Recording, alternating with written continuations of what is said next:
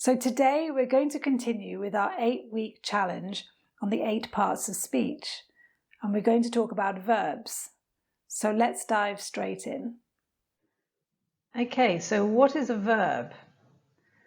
A verb is a word used to describe an action, a state, or an occurrence. Verbs can be used to describe an action that's doing something. For example, like the word jumping in this sentence. The dog was jumping at the gate. They can also be used to describe a state of being, that's feeling something. For example, the word likes here. The boy likes motorbikes. A verb can also be used to describe an occurrence, that's something that's happening. For example, the word became in this sentence. So the caterpillar became a butterfly. When writing, make sure every sentence includes a verb. Verbs can be conjugated and have tenses. So we have the present tense to indicate that an action is being carried out, the past tense to indicate that an action has been done, and we have the future tense to indicate that an action will be done.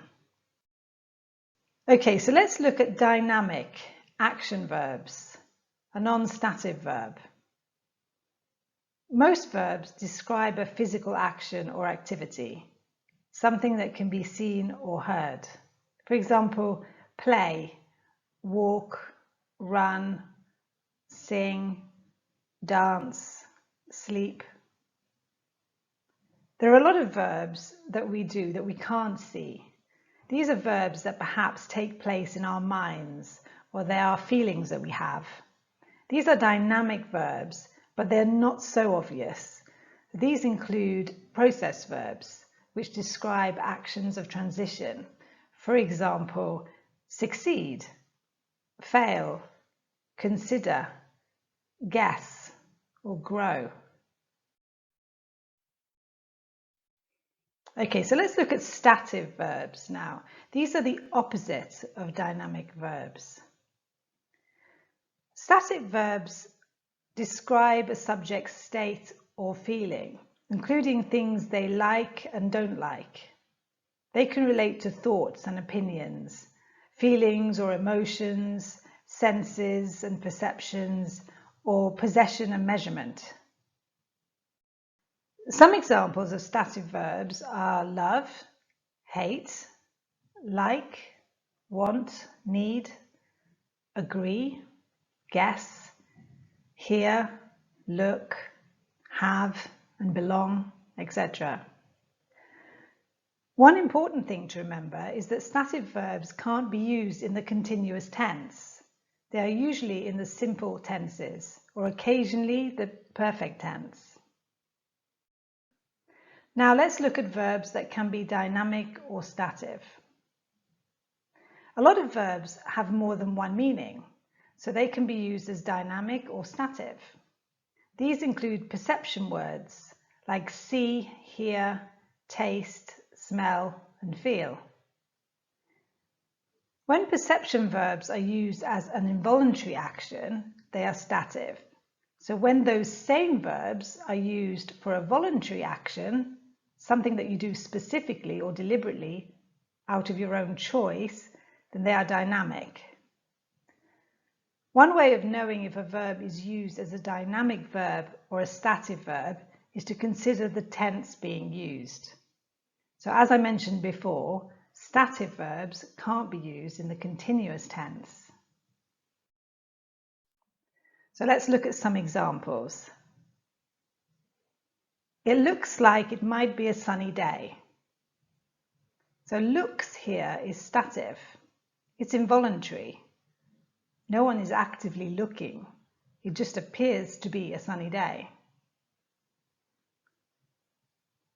Amanda is looking for her keys.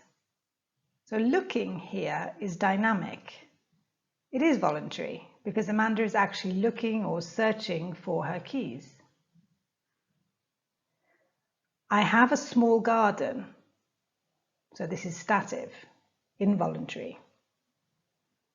I'm having lunch. This is dynamic, voluntary. I think this weather is awful. So here it's stative, involuntary. I'm thinking of having a haircut.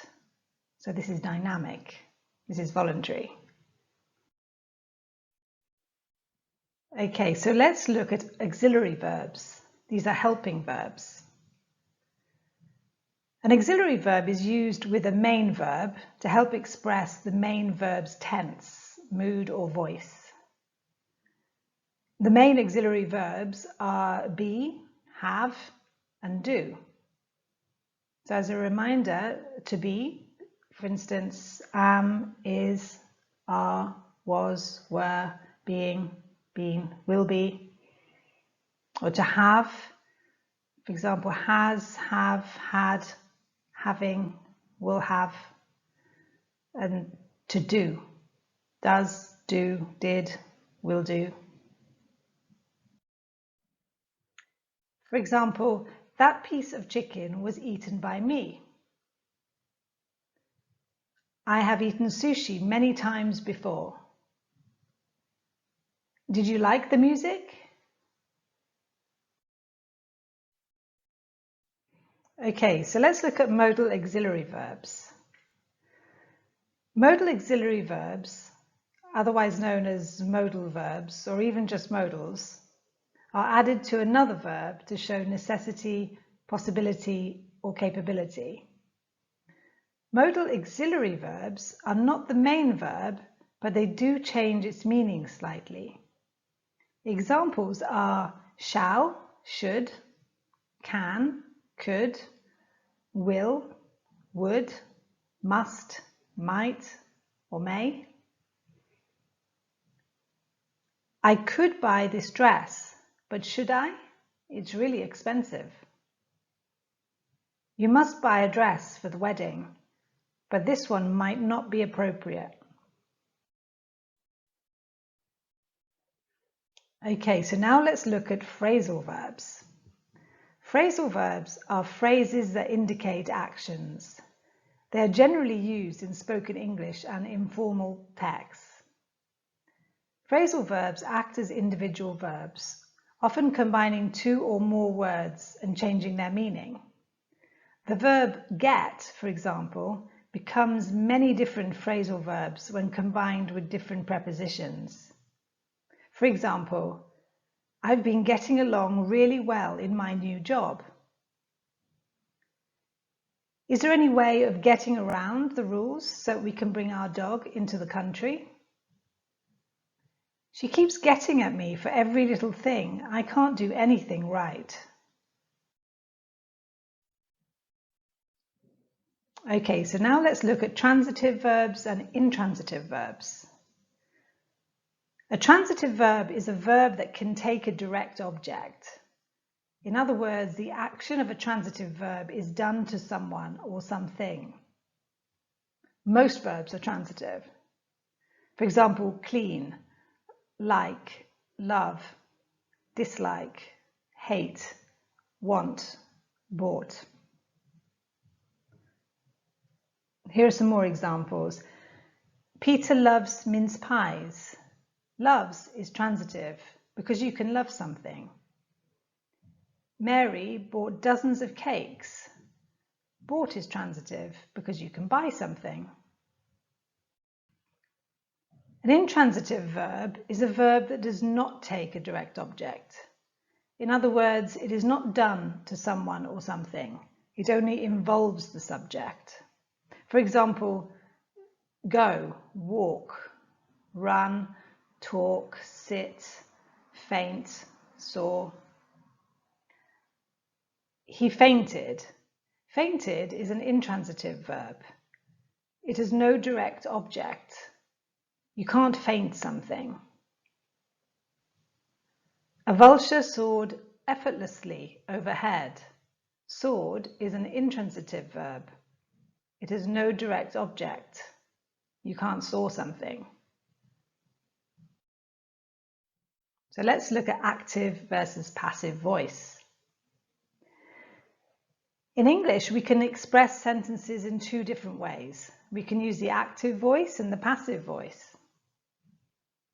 The active voice is used when the focus is on the subject of the main verb.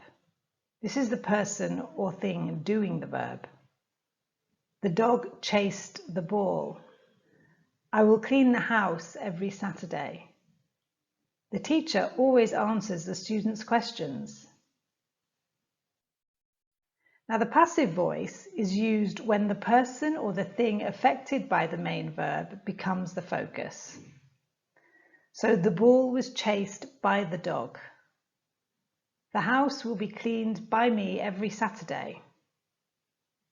The students' questions are always answered by the teacher. Okay, so regular versus irregular verbs. There are certain forms which a verb can take. These are infinitive, third person present, simple past, past participle, and present participle. If you take a look at these forms, you'll notice there are some verbs whose simple past and past participle have a set or fixed ending. These are called regular verbs. So please take a look at this table. There are certain verbs which either change their forms completely or remain the same. These are known as irregular verbs. So please take a look at this table for some examples. Note that sometimes the spelling doesn't change, but the pronunciation does. For example, read and read.